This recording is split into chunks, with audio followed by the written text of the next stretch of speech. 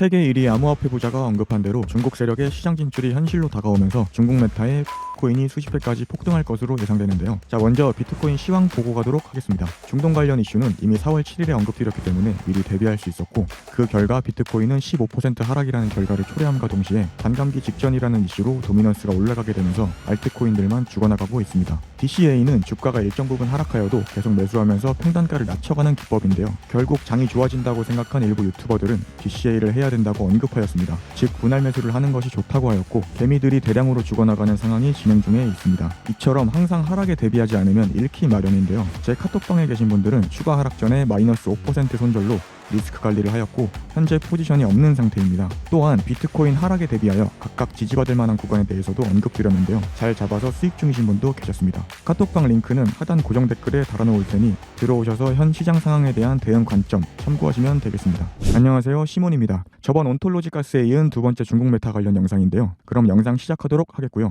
이전에 올려드렸던 비공개 영상처럼 꼭 끝까지 시청하셔서 이번에도 온톨로지 가스에 이은 폭등 종목 알아가시길 바라겠습니다. 먼저 중국의 남방자산운용사가 비트코인 현물 ETF를 출시했다는 소식인데요. 남방자산운용사는 중국 최대의 자산운용사 중 한 곳이자 380조 규모의 자산을 다루는 남방자산운용이 홍콩에서 비트코인 현물 ETF를 신청한 데 이어 홍콩 정부가 바로 다음 주 월요일에 비트코인 현물 ETF를 승인할 계획도 발표하면서 중국의 자본이 본격적으로 코인 시장에 유입될 날이 임박한 것으로 보이는데요. 지금 SFC 측에 비트코인 현물 ETF를 신청한 곳은 중국 최대의 자산운용 펀드의 화샤기금과 이번에 큰 이슈가 된 남방자산운용을 포함하여 총 4곳의 기관이 있습니다. 하지만 중국은 코인 거래가 공식적으로 금지된 상황이기 때문에 중국의 자본이 홍콩 비트코인 ETF를 통해 암호화폐 시장으로 몰릴 가능성이 높은 상황입니다. 하지만 사람들은 중국의 자본이 시장에 들어오는 것에 대하여 크게 체감하지 못하는 상황인데요. 여기서 중요한 것은 중국의 경제 규모가 절대 적지 않다는 것인데요. 오히려 엄청나다고 봐도 될 수준인 게 한국과 중국의 명목 GDP 차이는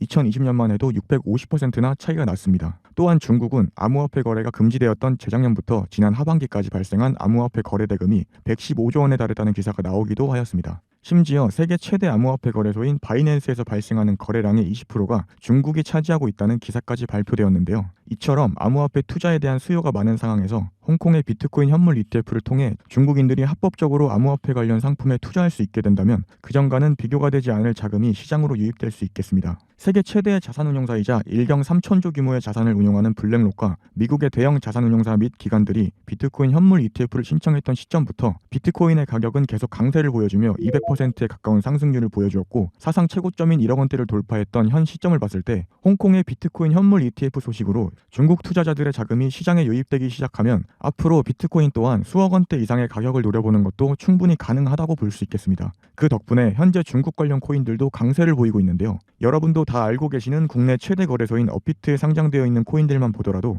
중국 최초의 암호화폐이자 중국 정부에서 운영하는 블록체인 서비스인 BNS에 속하는 네오코인은 홍콩의 비트코인 현물 ETF 소식이 처음 공유된 이번 주 월요일부터 다음 날까지 40% 넘게 급등하였고, 중국의 이더리움이라고 불리면서 자체 블록체인이 적용된 인공위성을 발사한 것으로 유명한 퀀텀도 홍콩에서 비트코인 현물 ETF 관련 정보가 공유되고 몇 시간 만에 25%가량의 상승률을 기록하기도 하였습니다. 또한 중국계 개발자가 공동 창시했으며 중국 최대의 기업인 텐센트와 파트너십을 맺은 세타 토큰은 홍콩 정부가 비트코인 현물 ETF를 예고한 뒤로 다음날 아침까지 가격이 급등하였으며, 세타 네트워크의 자체 토큰인 세타 토큰과 세타 퓨엘도 강세를 보여주었는데요. 세타 퓨엘은 이번 주 월요일에 비트코인 현물 ETF 관련 기사가 나옴과 동시에 3시간 만에 31%가량 상승하는 모습을 보여주었습니다. 뿐만 아니라 바이낸스나 비트겟처럼 해외 거래소에 상장된 중국 관련 코인들도 강력한 상승 추세를 경험하였는데요. 앞서 등장했던 네오와 동일하게 중국 정부에서 운영하는 블록체인 서비스에 소속되어 있는 CK 비코인은 이번 주 월요일에 홍콩의 비트코인 현물 ETF가 관심을 받으면서 급등하기 시작, 이틀 만에 45%가량 상승하였고, 네오 기반의 탈중앙 금융 플랫폼인 플라밍고 파이낸스도 이번 홍콩 관련 이슈에 영향을 받은 덕분인지 이번 주 월요일부터 반나절 만에 30% 정도 상승하는 모습을 보여주었습니다.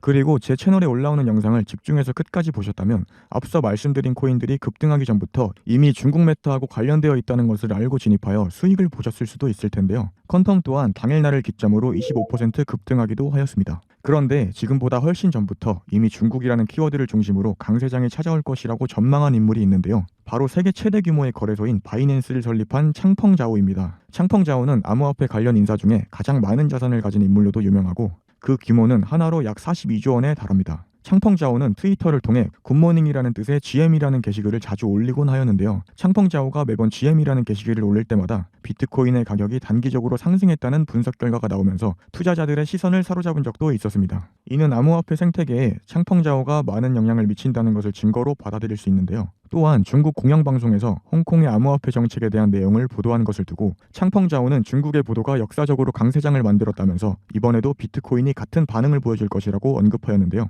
여기서 흥미로운 점은 당시 중국의 공영방송에서 비트코인뿐만 아니라 밈코인도 등장하였다는 것입니다. 세계적인 부자이면서 도지코인을 지지하는 것으로 유명한 일론 머스크의 애완견인 플로키를 모티브로 만들어진 플로키 코인이 홍보 배너에 등장하기도 하였습니다. 덕분에 당시 플로키의 가격이 급등하기도 하였는데요. 그리고 중국 공영방송 인터뷰 이후 한 달도 지나지 않아서 세계 최대의 자산운용사인 블랙록이 비트코인 현물 ETF를 신청하였고 이후 비트코인의 가격은 원화 기준 1억 원을 넘길 수 있었습니다. 심지어 비트코인이 신고점을 달성하기 직전이었던 2월 26일부터는 밈코인도 강세를 보여주기 시작했는데요. 당시 밈코인 생태계의 대장주인 도지코인이 일주일 만에 150%가량 급등했으며 도지코인 다음으로 거대한 규모를 지닌 시바이누는 일주일 만에 도지코인보다 높은 400%에 가까운 상승률을 보여주기도 하였습니다. 하지만 앞에서 제가 말씀드린 상승은 바이낸스의 전 CEO인 창펑자오가 강세장의 근거를 가리킨 중국하고는 밀접한 관계가 없습니다. 그렇다면 영상 초반에 말씀드린 내용처럼 중국 자본이 코인 시장에 본격적으로 유입되기 시작할 경우 앞서 말씀드린 상승을 뛰어넘는 강세장이 찾아올 수도 있다는 것인데요.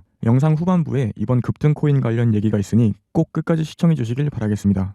여기서 한 가지 놓친 게 있는데요. 처음 오신 분들은 구독과 좋아요 부탁드리겠습니다. 그리고 창펑자오는 중국 정부가 홍콩 암호화폐 정책의 시험장으로 사용하고 있다는 관점을 내놓기도 하였는데요. 영상 초반에 말씀드린 내용처럼 중국은 여전히 법적으로 코인 거래를 금지하고 있으며 중국의 자산운용사가 홍콩에 신청한 비트코인 현물 ETF를 통해서 중국의 자본이 코인 시장에 유입될 것으로 예상해 볼 수 있겠습니다. 이와 관련하여 홍콩에서 개최된 암호화폐 행사에서 중국 관료들의 모습이 포착되어 홍콩의 암호화폐 정책의 배후로 중국 정부가 있다는 추측이 돌고 있는 상황입니다. 또한 홍콩 현지 은행들이 암호화폐 기업을 대상으로 계좌 개설을 거부하면서 홍콩 정부가 현지 은행들의 암호화폐 기업을 위한 계좌 개설을 하라는 서신을 보내는 일도 있었는데요. 마침 중국 본토 은행들이 홍콩 지사를 통해 암호화폐 기업을 위한 뱅킹 서비스를 제공하려 한다는 기사가 나오기도 하였으니 홍콩 정부가 중국의 동향을 보고 현지 은행을 압박한 것으로 생각할 수 있었습니다. 게다가 중국 정부는 코인 시장의 핵심 메타 중 하나인 웹3 산업 육성을 위한 전략 문서를 발표했고 지방 정부도 행정 시스템에 블록체인 기술을 도입하는 중이며 시진핑 주석까지 나서서 블록체인을 국가 발전의 핵심 요소라고 언급했다 보니 중국이 암호화폐를 수용할 수 있다는 기대감이 커지고 있었습니다. 한마디로 바이낸스의 공동 설립자인 창펑자오의 전망과 중국과 홍콩에서 전해지고 있던 다양한 소식을 바탕으로 중국 관련 코인들이 급등할 때가 임박했다는 것을 얼마든지 알고 대비할 수 있었다는 것인데요. 물론 그렇다고 해서 중국 메타가 벌써 끝났다는 것은 아닙니다. 오히려 지금부터 시작이라고 봐도 무방하겠는데요.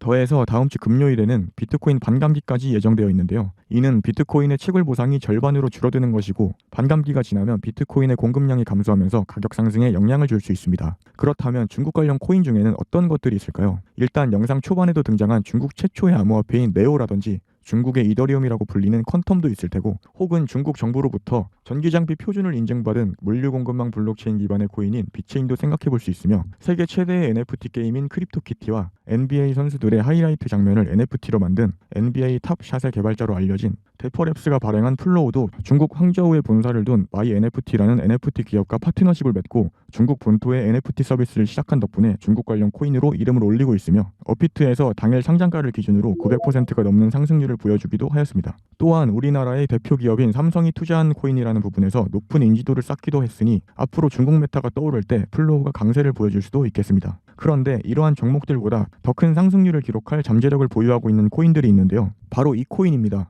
이 코인은 중국에 연관되어 있는 데 비해 상승률이 적었던 코인이기 때문에 상승하게 된다면 강력한 상승률을 보여줄 것이라고 기대해 볼 수 있겠는데요. 파트너십을 체결하거나 투자받은 기관들의 라인업이 상당히 유망한 곳만 있기 때문에 이 코인이 향후 수십에서 수백 배 이상 급등하여 중국 관련 코인 메타를 주도하는 3대장에 오르는 상황도 생각해 볼 수 있겠는데요. 이 코인이 무엇인지 궁금해하실 분들을 위해서 급등 종목 받는 법에 대해서 알려드리도록 하겠습니다. 먼저 구독과 좋아요 부탁드리겠고요. 방법에 대해서는 바로 알아보도록 하겠습니다. 현재 보고 계신 영상의 댓글에 중국이라는 단어와 옆에 관심 있는 코인에 대해서 적어주시면 되겠습니다. 이번 영상은 구독자분들께만 비공개 영상에 대한 링크를 달아드릴 텐데요. 힘들게 영상 만드는 만큼 구독과 좋아요 꼭 부탁드리겠고, 저번 중국 코인 관련 비공개 영상은 온톨로지 가스였는데요. 바로 다음날 65%에 가까운 상승률을 기록하기도 하였으니 이번에도 중국 관련 비공개 코인 잘 받아가시길 바라겠고, 다시 한번 말씀드리지만 구독했는지 안 했는지 확인할 수 있으니 꼭 구독 눌러주시길 바란다는 말씀드리며 영상 마치도록 하겠습니다. 이상 시몬이었습니다.